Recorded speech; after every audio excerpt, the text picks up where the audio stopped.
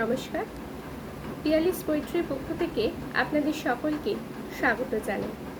আশা করি আপনারা সকলে ভালো আছেন। আজকে আমি অনেক দিন পর কোনো অন্যরকম একটি কবিতা আপনাদের শোনাতে চাই। সেটা হলো মায়ের এই যে চলে আসা, একটি বছর পর আবার মা আমাদের মধ্যে এসে ধরা দিয়েছেন।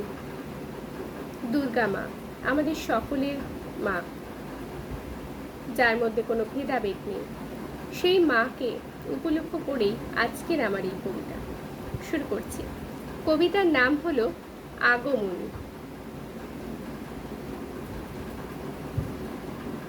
শুক্রবার। লেখা। শিউলি ফুলের গন্ধে মেতেছে বাতাস, দিঘি ভর্তি হয়েছে পদ্মে, আকাশে বাতাসে বেজেছে আগমনের সুর, মন মেতে উঠেছে আনন্দে। 1 বছরের অপেক্ষার ঘটতে চলেছে অবসান। মা আসছেন বলে এবার প্রকৃতিও দিচ্ছে জানান। শিশির ভেজা কাশবনের সঙ্গে মেতে উঠেছে আকাশ। মায়ের আগমনের সুর যেন বয়ে নিয়ে বেড়াচ্ছে বাতাস। নতুন জামা, নতুন শাড়ি পরে সবাই ঘুরতে যাবে। দুর্বা ঘাসের মধ্যে এবার মায়ের শুভ চরণ পড়বে। দেরি যে আর হয় না সহ্য, মাগো এসো তাড়াতাড়ি। তুমি বিনে শূন্যে মাগো তোমার এই বাপের বাড়ি।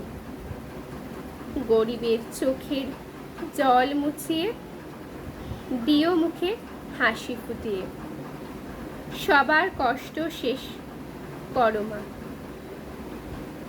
সবাইকে রেখো ভালো। সবার জীবন থেকে মুছে দিও মা অন্ধকার ও আলো। এখানেই আজকের কবিতাটা শেষ হচ্ছে। আমি কয়েকটি কথা বলতে চাই। যেহেতু পিতৃপক্ষের অবসান হয়ে দেবীপক্ষের সূচনা হয়েছে, তাই আমাদের সকলের মধ্যেই একটা চরম উত্তেজনা। সেটি হলো মা এসেছেন। মা দীর্ঘ 1 বছর পর আবার আমাদের মধ্যে ধরা দিয়েছেন।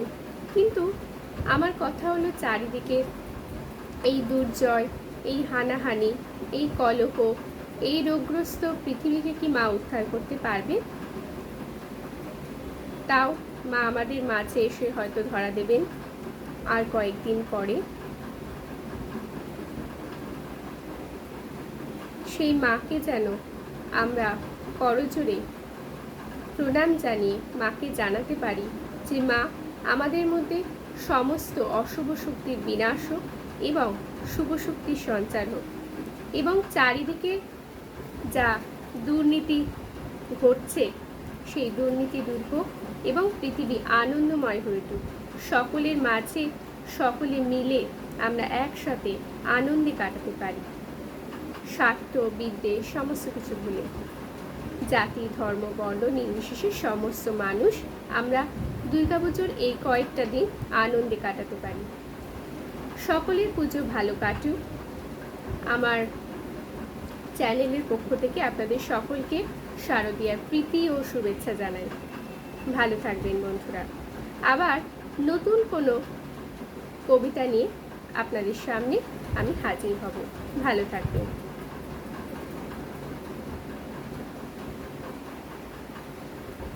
শুভরাত্রি।